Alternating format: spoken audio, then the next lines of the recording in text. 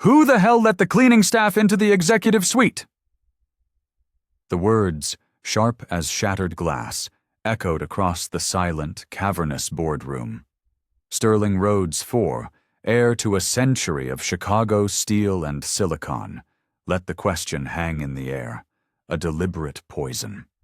His eyes, the pale predatory blue of a winter sky over Lake Michigan, held a practiced theatrical cruelty. A slow, deliberate tilt of his hand sent a cascade of 25-year-old Pappy Van Winkle splashing across the front of Alani Thompson's custom-tailored silk blouse. The amber liquid, worth more than most people's monthly paychecks, soaked into the pristine black fabric, a dark, spreading stain of contempt. "Oops," he murmured, the word drawing a series of sycophantic, rumbling chuckles from the dozen men and one other woman seated around the monolithic obsidian table. "But what do you think? Was that really an accident, or was it a declaration of war? Let me know what you believe in the comments below. And while you're there, go ahead and smash that like button and subscribe to this channel, because you are about to witness a masterclass in revenge, and trust me, you won't want to miss a single glorious second." Alani's jaw tightened, a barely perceptible clench of muscle that was the only outward sign of the inferno raging within her. Her knuckles, wrapped around the handle of her sleek carbon fiber briefcase, turned a shade lighter. Her gaze remained locked on Sterling, unwavering, unblinking, an unreadable depth in her dark eyes. Slowly, with the grace of a panther, her fingers moved to the lapel of her blazer, where a small, exquisitely crafted silver pin in the shape of a nightingale rested. She pressed a nearly invisible indentation on its wing. Click. The sound was infinitesimal, yet it sliced through the privileged, self-satisfied laughter like a guillotine. The boardroom froze. Garrett Vance, the company's CFO, suspended a cup of ridiculously expensive coffee halfway to his lips. A whisper started at the far end of the table. Did she just... But it died in the throat as Alani's shoulders straightened, her spine becoming a rod of pure steel. Her chin lifted, her expression one of dangerous, absolute calm. They thought this was their arena, their game. They had no idea they were merely actors in a play she had written 3 years ago. The head of security, a burly man whose suit couldn't quite conceal the Glock on his hip, let his hand drift instinctively towards his radio. But he hesitated as she began to walk. Not towards the service exit they clearly expected, but towards Sterling Rhodes IV's private, gilded elevator. The rhythmic click-clack of her Christian Louboutin heels against the imported Italian marble floor was the only sound in the vast room. It sounded like a countdown. No one moved. No one dared to breathe. The golden elevator doors, etched with the Rhodes family crest, whispered shut, sealing her inside. Alani stared at her reflection in the polished brass. The dark stain of the whiskey was a blemish on her perfect armor. But she wasn't scowling. She wasn't angry. She was smiling. It was a terrifying smile, the kind that doesn't promise forgiveness, but consequences. The kind of smile that promises empires will fall. Her watch, a simple, elegant piece, displayed the time. Her silver nightingale pin had just transmitted 4 minutes and 17 seconds of crystal-clear audio, including the clink of the glass and the subsequent laughter, to a secure server located in a bunker 3 states away. The countdown had begun, and Sterling Rhodes IV, floating on an ocean of inherited arrogance, had no conceivable idea that justice, with interest compounded over decades, was about to collect its debt. The executive elevator ascended 80 floors in a profound, pressurized silence. But in Alani's mind, she was traveling much, much further. Back to the hallowed, ivy-covered halls of the University of Chicago Booth School of Business, where she had graduated not just as valedictorian, but with a thesis on hostile takeovers that her professors still used as a case study. back to the cramped two-bedroom apartment in Pilsen, where she had held her father's hand, watching the life drain out of him, his great heart finally giving out under the crushing weight of a dream that had been stolen from him. Back to the precise moment, 3 years, 2 months, and 11 days ago, when Rhodes Legacy Holdings, over-leveraged and teetering on the brink of a catastrophic bankruptcy, had been saved by a mysterious, last-minute infusion of capital from an offshore investment firm named Apex Innovations, a 38% acquisition, a controlling interest. They never even bothered to look into who was behind the name. Old money, she mused, rarely looks beyond its own reflection. They never saw her coming. "Are you here to interview for the janitorial position?" The voice, sharp and laced with bored condescension, sliced through her reverie. The elevator doors had opened onto the executive lobby, a sterile expanse of white marble and glass that felt less like an office and more like a mausoleum for ambition. The receptionist, a young blonde woman whose nameplate read Tiffany, didn't bother to look up from her TikTok feed, her impossibly long, manicured nails clicking against her phone screen with the casual rhythm of ingrained assumptions. Behind her, a gallery of oil paintings depicted generations of dead, white Rhodes men, their stern, humorless faces glaring down from ornate, gilded frames. Their painted eyes seemed to follow Alani's every move, a silent, ancestral security system designed to intimidate and exclude. "Ma'am, the service elevator is down the hall to the left," the security guard's voice boomed, layered with that particular brand of forced politeness that is somehow more insulting than outright hostility. His hand rested on his radio, his fingers twitching, a man itching for a reason to exert the small amount of power he possessed. But something in Alani's posture, in the sheer, unadulterated confidence with which she continued toward the main conference room without so much as a glance in his direction, made him pause. His hand dropped from the radio. Inside the boardroom, Sterling Rhodes III, the ancient patriarch of the family, the man whose portrait was the largest and most imposing in the corporate ghost gallery, extended a liver-spotted hand without bothering to rise from his throne-like leather chair. "Ah, yes. Sarah, is it? Or perhaps Sabrina?" His voice was a dry, reptilian rasp, the sound of a man who had spent 85 years of his life never needing to remember the name of anyone he considered insignificant. "We are just so very grateful for the company's diversity and inclusion initiative.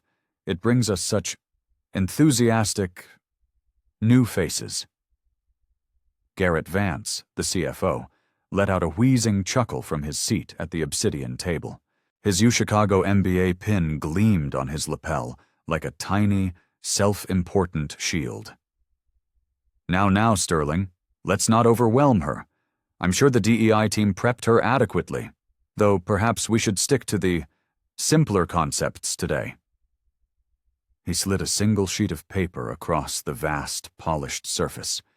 It was a page of quarterly projections, but it had been deliberately simplified.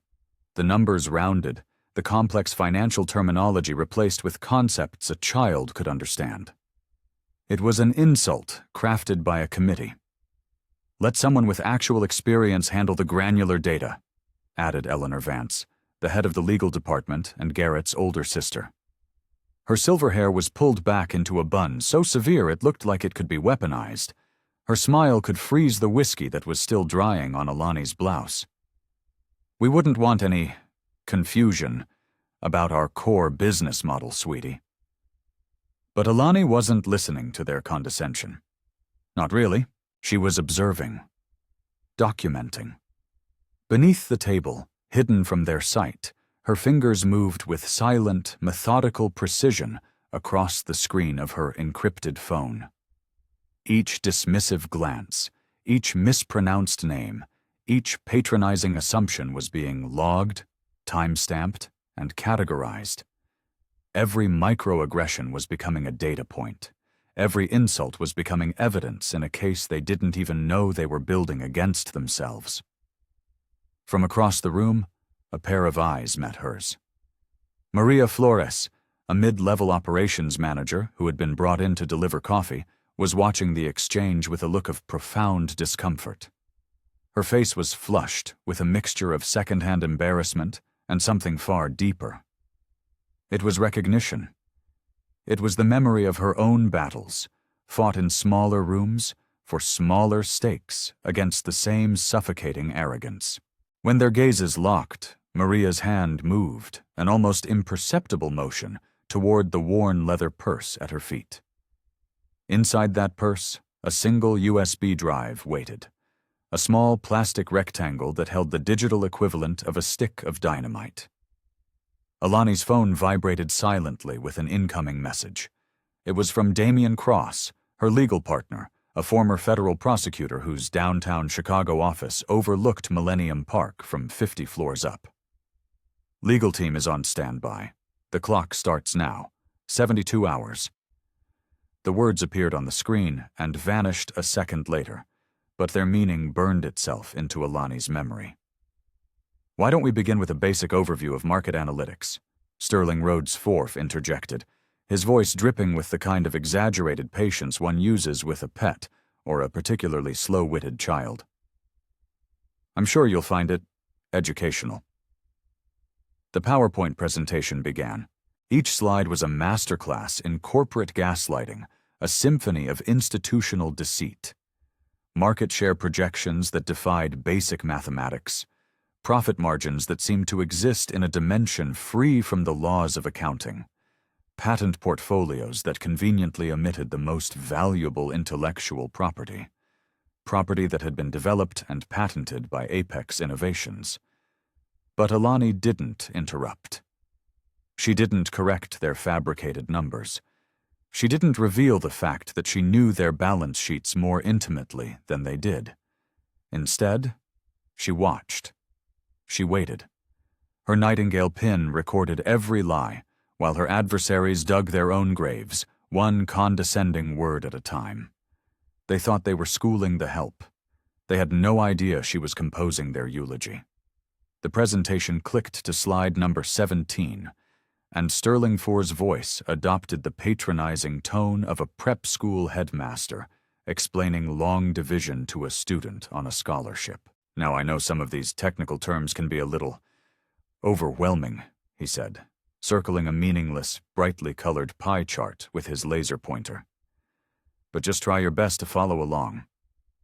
The real numbers, the ones that mattered, remained carefully hidden, tucked away behind a labyrinth of corporate smoke and mirrors. Garrett Vance leaned forward, his enthusiasm grotesquely paternalistic. You see, sweetie, he began, as if explaining gravity to a toddler, when we talk about our intellectual property portfolio, we're referring to patents. These patents generate revenue streams for the company. Think of it like a cookbook, but instead of recipes for cakes, it's recipes for making money. His condescension was a thick, poisonous syrup. Each word was carefully chosen to diminish, to belittle, to put her in her place. But Alani had already seen the real recipes. She'd seen them in encrypted files delivered by whistleblowers, in late-night data dumps from anonymous sources. She'd seen the real numbers, the ones hidden in offshore accounts in the Cayman Islands, disguised as exorbitant consulting fees, laundered through a web of subsidiary corporations that existed only as digital letterheads on a server in Panama. She knew about the $5.3 billion in patent theft from Apex Innovations' R&D labs. She knew about the 62 unreported, life-threatening safety violations at the Joliet manufacturing plant. She knew about the systematic wage suppression, a carefully orchestrated scheme affecting over 5,000 employees across 3 states.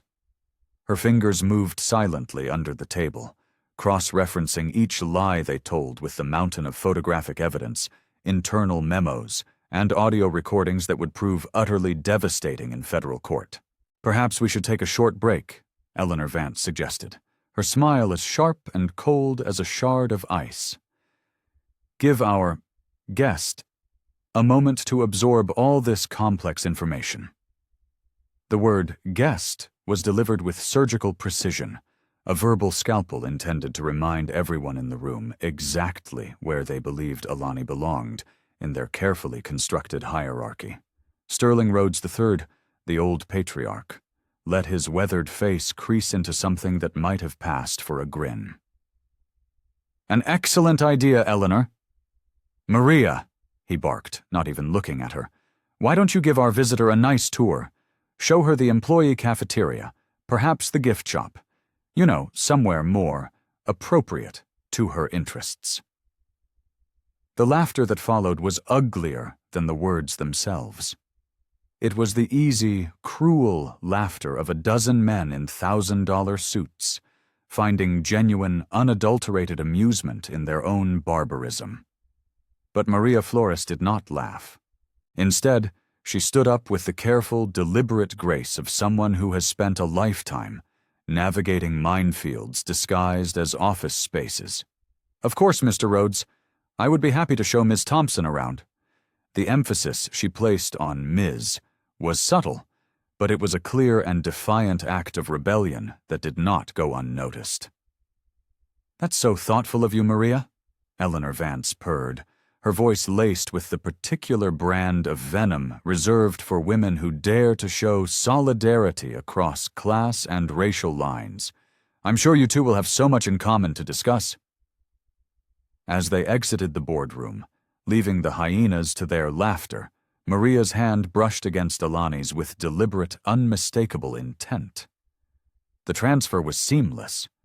The small USB drive, warm from her nervous grip, passed from her hand to Alani's, a small piece of digital dynamite that contained enough explosive evidence to bring down an empire. "Safety violations," Maria whispered, her voice barely audible above the echo of their footsteps in the marble hallway. "The Joliet plant. 15 workers were hospitalized last month with chemical burns.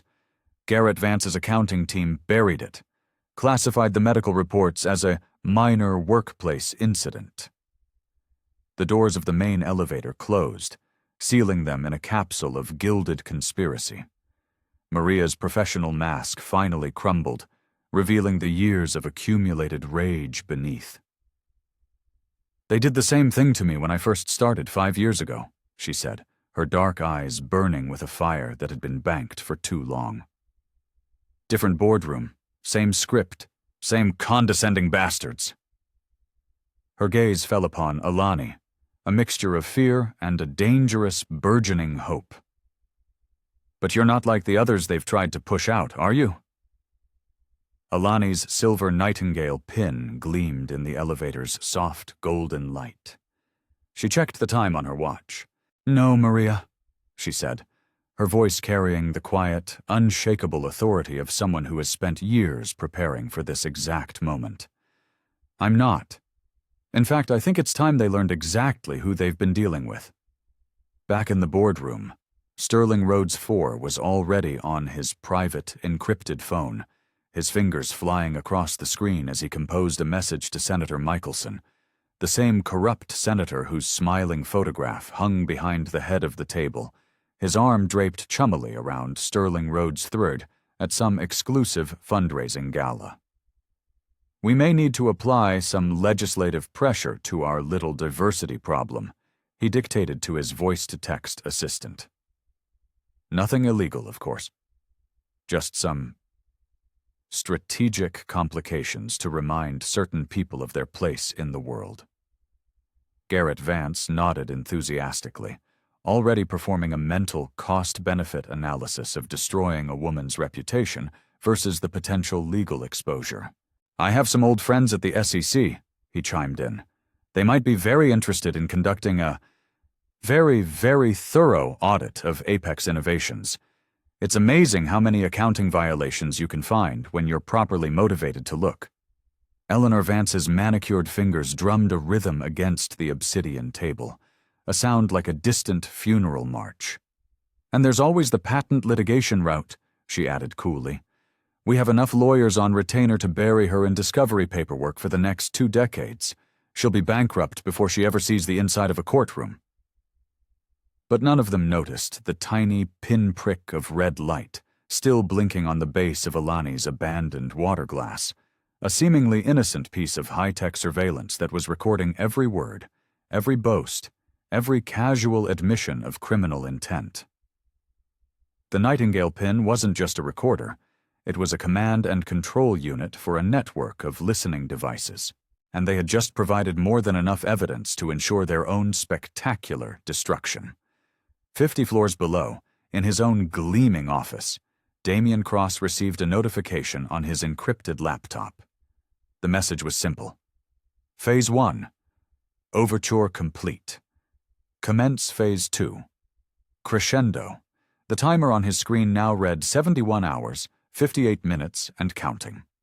The Rhodes Empire, a fortress of privilege built over a century, had no idea that its very foundations were already crumbling beneath their handmade Italian leather shoes. Wednesday, 4:30 p.m., the message blazed across Damian Cross's encrypted monitor with the undeniable finality of a judge's gavel.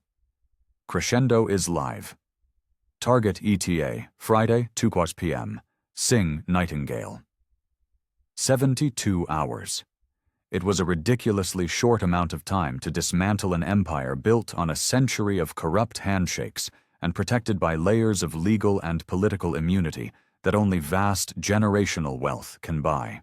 But Damian had been preparing for this very moment since the day Alani Thompson had walked into his office 3 years prior, spreading her father's stolen patent filings and falsified medical records across his desk like evidence in a cold-blooded murder trial.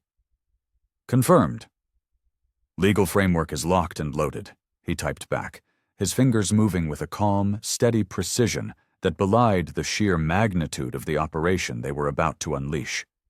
His cursor hovered for a second before he clicked the name Marcus Thorne.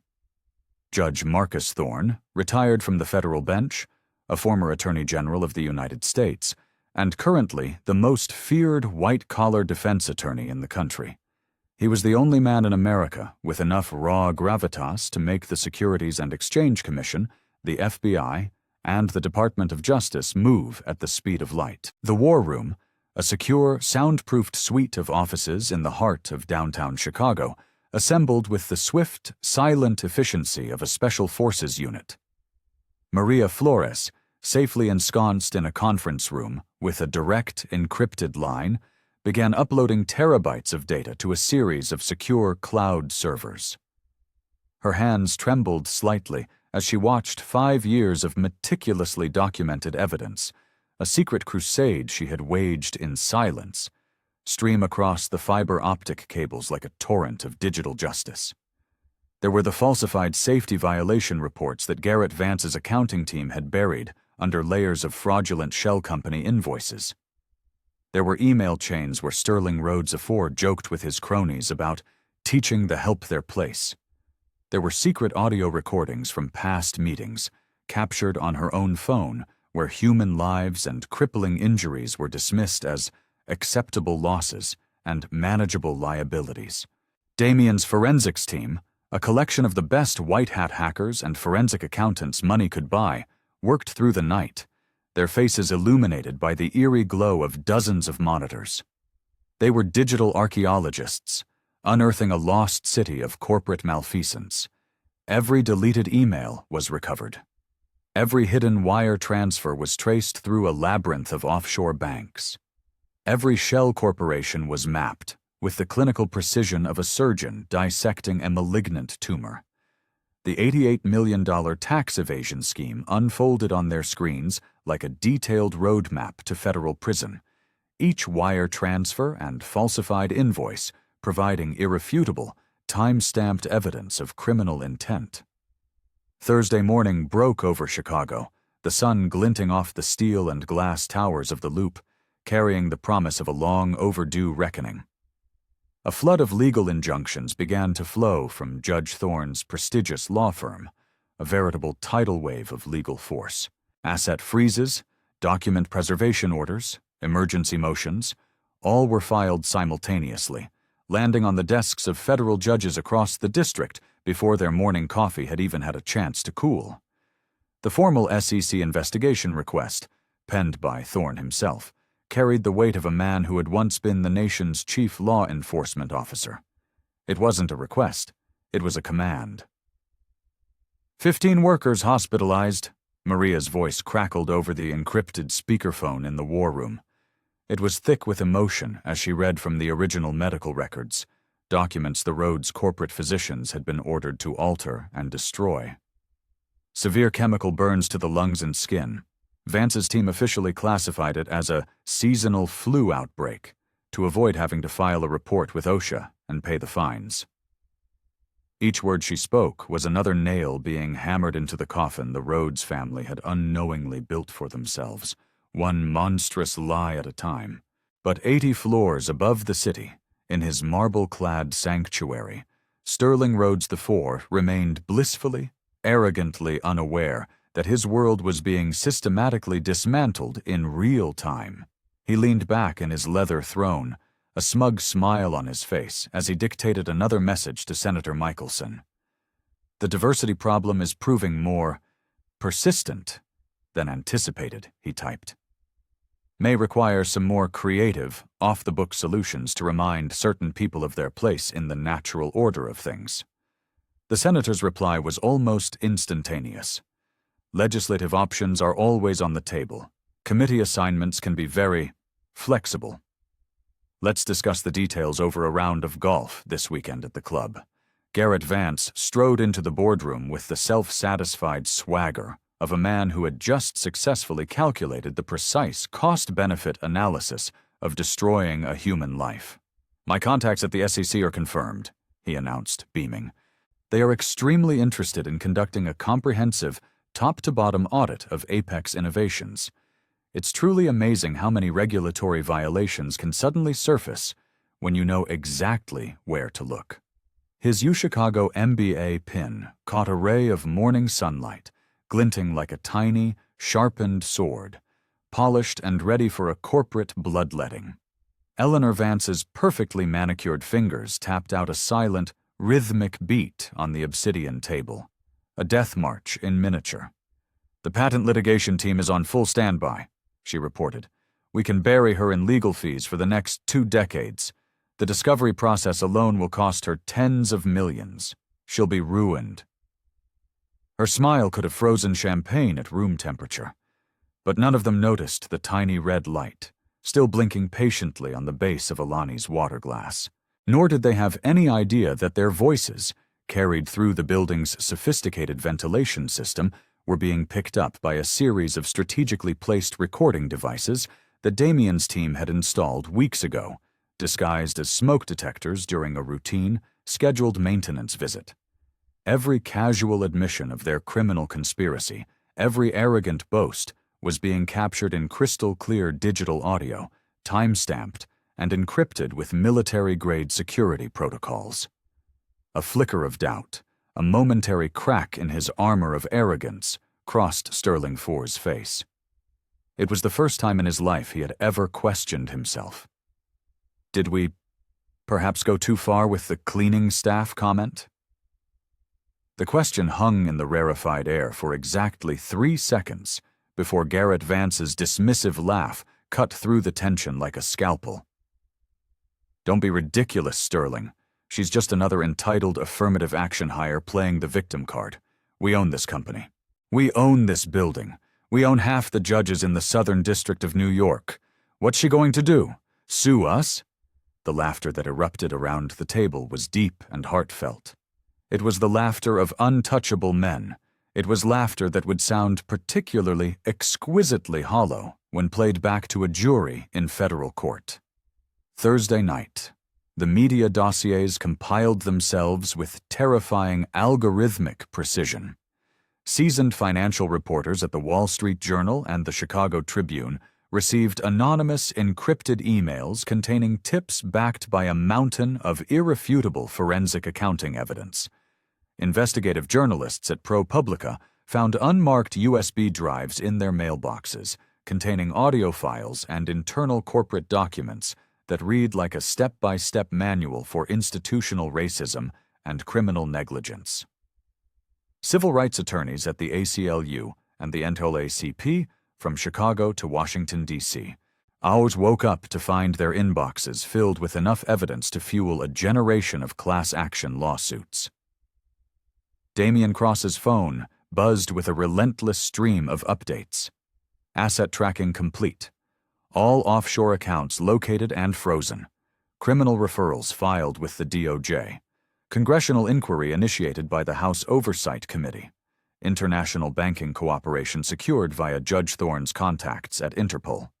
Each notification was a death knell, bringing the Rhodes Empire one step closer to absolute, irreversible collapse. Their foundations, which they believed to be solid rock, were being eroded by the very systems of power they thought would protect them forever. Friday morning, 6 a.m. Maria Flores sat in her small apartment in the Logan Square neighborhood, a cup of coffee growing cold in her hands as she watched the sun rise over the city skyline. The world outside her window looked the same as it had yesterday, but she knew it was a profoundly different place. In exactly 8 hours, she would walk back into that marble mausoleum, not as an invisible, mid-level functionary, but as the incoming chief executive officer of Rhodes Legacy Holdings. In 8 hours, she would deliver justice, not just for herself, but for the 15 men still recovering from their injuries, and for every single worker who had ever suffered in silence, while the rich men in the boardroom above counted their profits. The official notice for an emergency board meeting went out with exactly 48 hours advance notice, legally sufficient, but strategically devastating. Sterling Rhodes IV received the notification on his phone while sipping a $200 cup of coffee, completely oblivious to the fact that he was about to become the star character in the most expensive and public lesson about consequences ever taught in the history of American corporate governance. Damian Cross checked his own watch. It was a simple, functional Timex, a watch that kept perfect time without needing precious metals or flashy status symbols. Phase 3. Finale initiated, he messaged Alani. Target confirmed. Friday, 2 p.m. Justice is incoming. The countdown had reached its final, critical hours. And somewhere in a quiet suite at the Peninsula Hotel, overlooking the magnificent Mile, Alani Thompson was preparing to teach the Rhodes family and the entire world what real power looks like when it's wielded not by those who inherit it, but by those who have truly, painstakingly earned it. Friday, 2:00 p.m. The great carved mahogany doors to the boardroom swung open with the silent, inexorable weight of destiny. Alani Thompson entered. She was not the humiliated victim from Wednesday afternoon. She was not the diversity hire they had sought to put in her place. She was something far more terrifying to them. A woman who had spent the last 72 hours and the last 3 years systematically dismantling the very foundations of everything the Rhodes family believed to be eternal and unshakable. Behind her, Damian Cross moved with the predatory, coiled grace of a federal prosecutor who had never lost a single case. He was flanked by a team of 3 other attorneys from his firm, men and women whose combined resumes read like a Supreme Court nomination wish list. But it was the 4th figure in their entourage, a man who moved with a quiet, profound authority that caused the blood to drain from Sterling Rhodes IV's face. A sudden, shocking pallor like champagne spilled on a white marble floor. Judge Marcus Thorne, the former Attorney General of the United States. The man whose signature appeared on more high-profile criminal indictments of powerful men than any prosecutor in modern American history. He settled into a chair at the obsidian table with the calm, dispassionate air of someone who had brought down presidents and prime ministers with the same methodical efficiency. "Allow me to properly introduce myself." Alani's voice cut through the stunned marble silence. It was a voice of surgical precision, each word weighted with 3 years of meticulous, obsessive preparation. "I am Alani Thompson. I am the founder and chief executive officer of Apex Innovations, and as of 3 years ago, I am also the controlling shareholder of 38% of Rhodes Legacy Holdings, which my firm acquired during your family's rather unfortunate and nearly catastrophic financial crisis. The silence that followed was not merely an absence of noise, it was a physical presence, a crushing weight, the kind of profound, absolute silence that precedes an avalanche or a nuclear detonation. Sterling Ford's face cycled through a rapid, spastic series of emotions: utter confusion, dawning recognition, sputtering disbelief, and finally, the pure, abject horror of a man who suddenly realizes he has been arrogantly playing checkers while his opponent has been orchestrating a game of three-dimensional global chess. That's impossible, Garrett Vance stammered, his voice a pathetic whisper. His precious UChicago MBA pin suddenly looked like a cheap child's toy in a room full of weapons-grade intellects. We have majority control. The board structure, the bylaws. The board structure, Damian Cross interrupted, his smile as cold and sharp as liquid nitrogen, is about to undergo some rather dramatic changes. He placed a thick, leather-bound portfolio on the obsidian table, with the quiet reverence of a priest handling a sacred relic.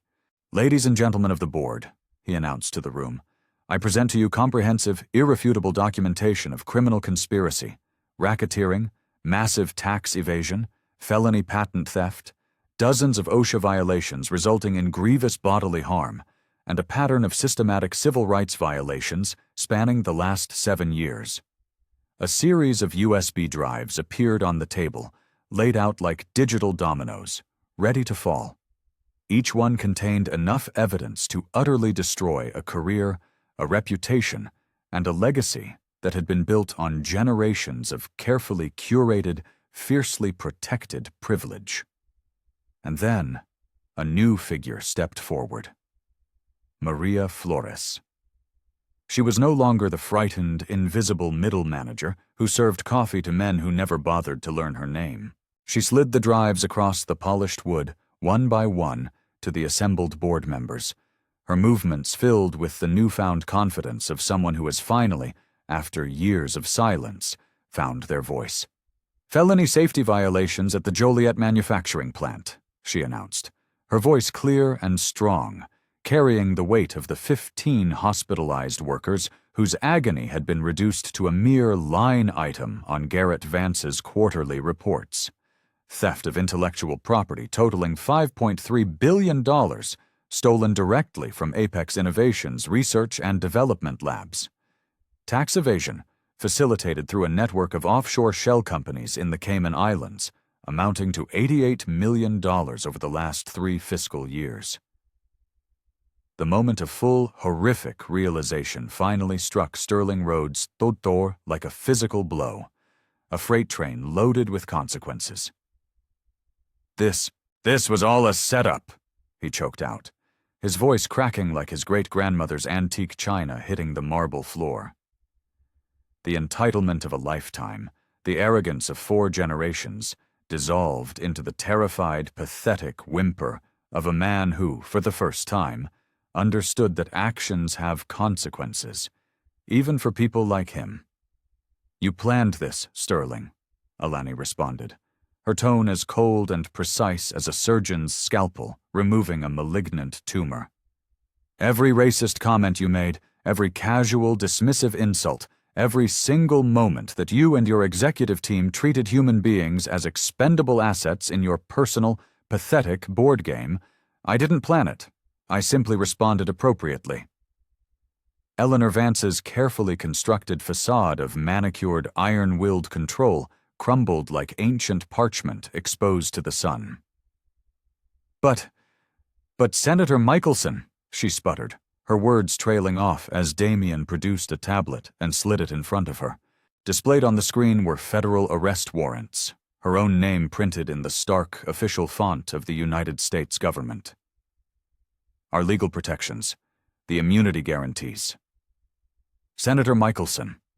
Judge Thorne spoke for the very first time, his voice carrying the immense gravitas of a man who had once held the nation's highest law enforcement office, is, at this very moment, explaining his long and lucrative relationship with this organization to a federal grand jury.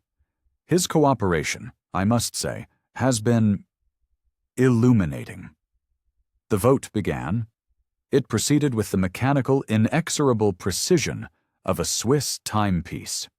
Board members who had spent decades kissing the ring of the Rhodes dynasty, protecting the family's interests above all else, suddenly discovered urgent, compelling reasons to distance themselves from a ship that was not just sinking, but plunging into the abyss. Alani's 38% controlling interest suddenly became 47% as the first wave of allies abandoned their posts.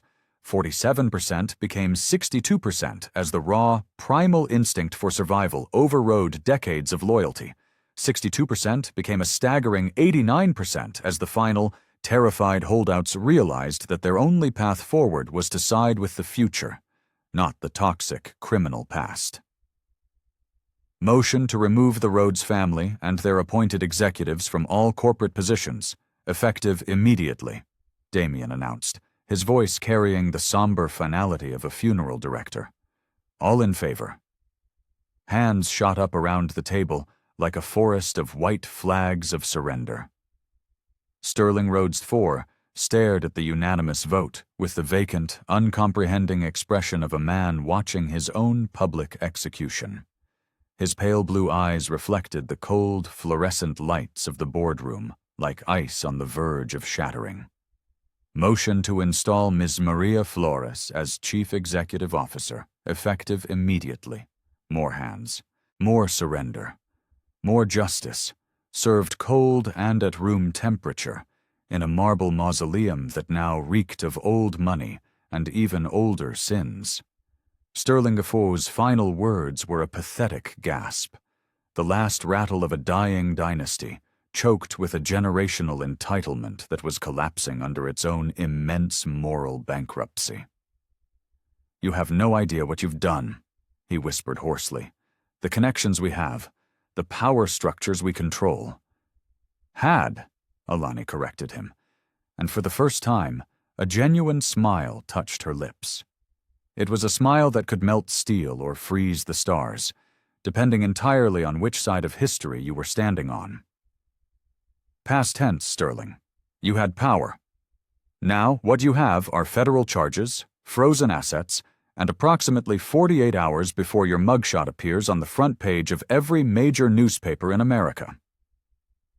The gavel fell, metaphorically, of course, since corporate boardrooms don't actually use gavels.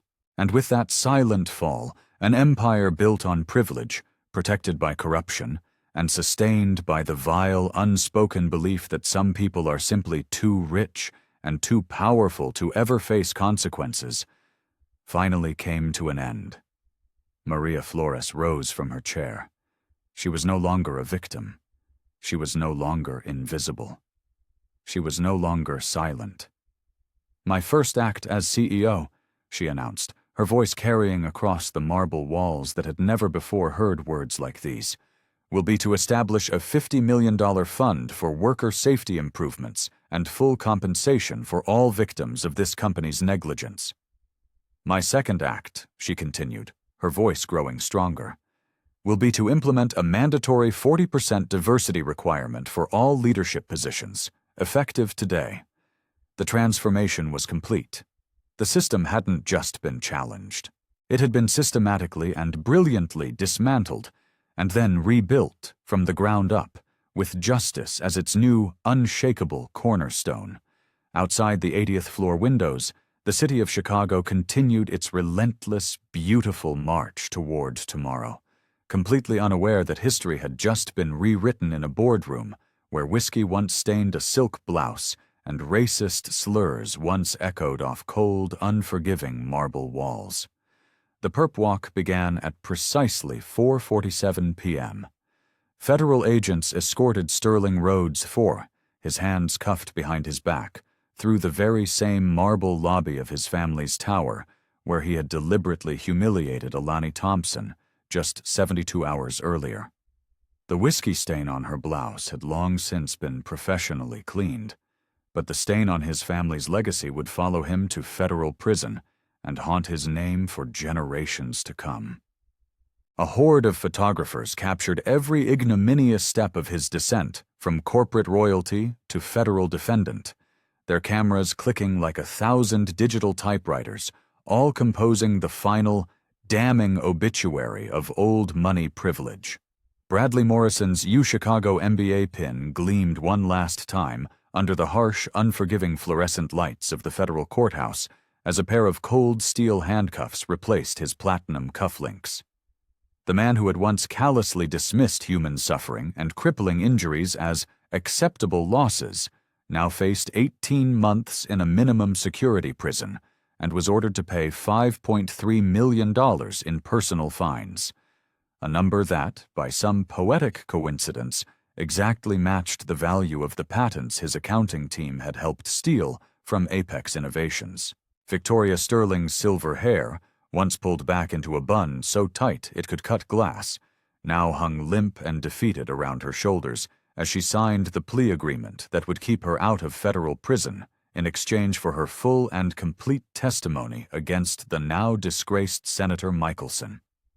Her law license, which she had earned at Yale and polished in the corporate boardrooms of Chicago, vanished into the bureaucratic filing cabinets of the Illinois State Bar Association, along with her 7-figure salary and her corner office with its panoramic view of Lake Michigan.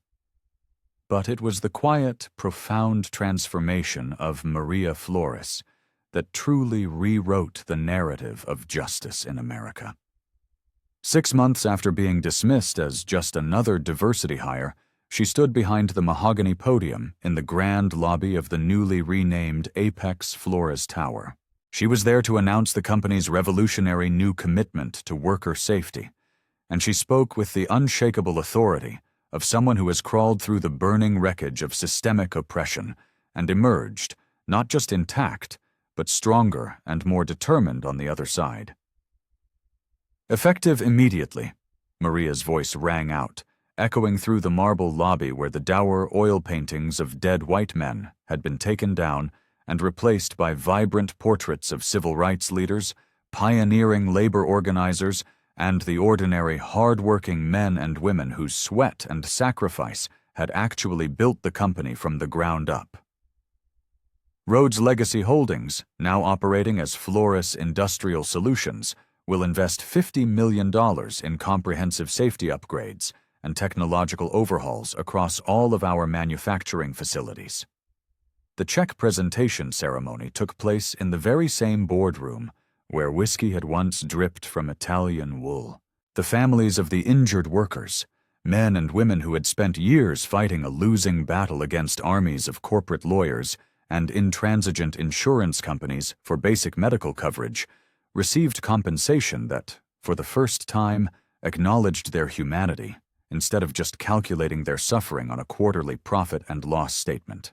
A woman named Sofia Rodriguez, whose husband had lost 3 fingers to a piece of faulty machinery that Garrett Vance's team knew was defective for over a year, held a check for $450,000 with hands that shook, not from anger or fear, but from the overwhelming, soul-deep relief of finally, after so long, being seen and being heard. The congressional hearing unfolded with the theatrical precision of a grand morality play, written and directed by the gods of justice themselves. Senator Michelson, stripped of his committee assignments and facing his own sprawling federal indictment, squirmed in his witness chair like a bug under a microscope as Judge Marcus Thorne read aloud, into the public record, the string of incriminating text messages that revealed a vast network of corruption spanning 3 decades and touching every level of government, from Chicago's City Hall all the way to the floor of the United States Senate. The American people deserve to know, Judge Thorne's voice thundered through the C-SPAN cameras, his words carried into millions of living rooms across the nation. How systemic racism and unchecked corporate greed conspired to deny justice to working families while protecting the privileged, powerful few who profited directly from their suffering. The ripple effects spread like a digital wildfire across social media and through the boardrooms of Chicago's financial district. Within 72 hours of Maria Flores's appointment as CEO, 12 other Fortune 500 companies headquartered in the city announced immediate, sweeping diversity and inclusion initiatives. The University of Chicago's Booth School of Business quickly added the Apex Flores case to its core curriculum as a mandatory study in corporate accountability, ethical leadership, and the catastrophic risks of institutional arrogance.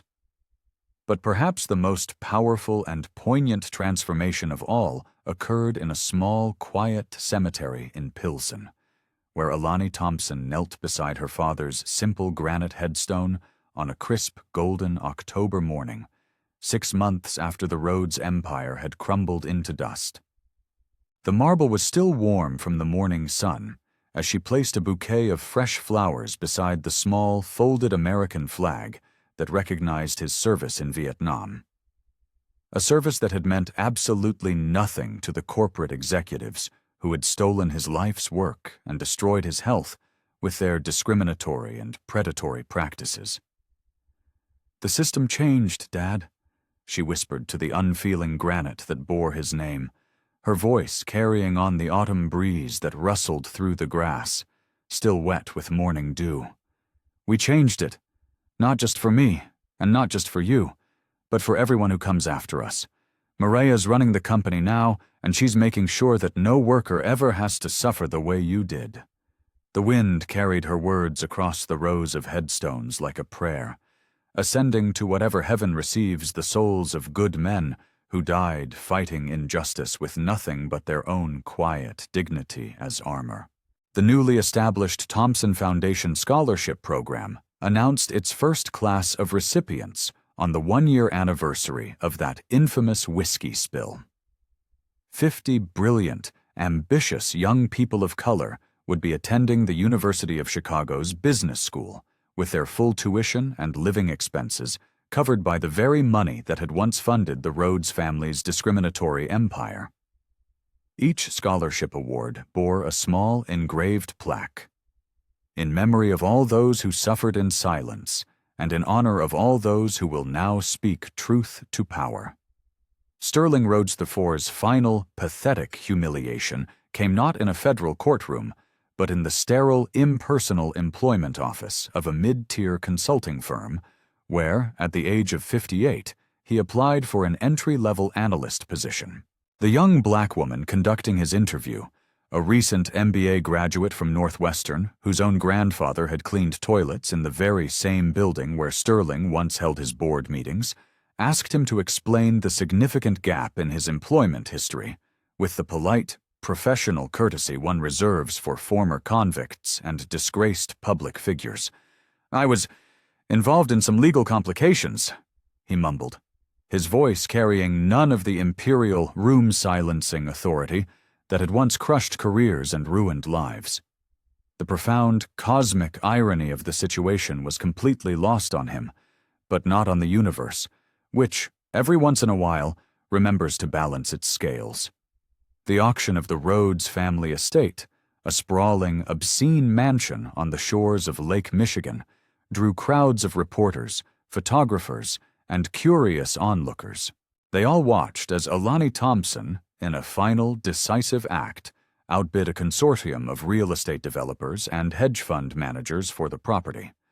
But instead of occupying the marble palace where generations of privilege had once plotted to maintain their stranglehold on power, she immediately announced that she was donating it. It would be transformed into the Thompson Community Center for Innovation and Entrepreneurship, a place where young, aspiring entrepreneurs of color would receive free business training, legal assistance, and access to the kind of powerful networks that had once been reserved exclusively for white men with the right last names and the right prep school connections. The final scene of this incredible saga writes itself with a poetic justice that would make Shakespeare weep with envy. Maria Flores, now 6 months into her tenure as CEO of Flores Industrial Solutions, stands in the executive elevator that once carried her up to her own humiliation and now lifts her and her newfound authority to heights she had never imagined possible. The same gilded cage where she once trembled at the prospect of serving coffee to men who never learned her name now carries her to board meetings where her voice shapes policy, her decisions protect workers, and her very presence proves that power, when wielded with conscience and courage, can heal wounds that once seemed permanent. And what did you think was the most satisfying moment of their downfall? Was it the boardroom takedown? The perp walk? Let me know your favorite part in the comments below. Don't forget to like and subscribe for more stories where the powerful finally get exactly what they deserve.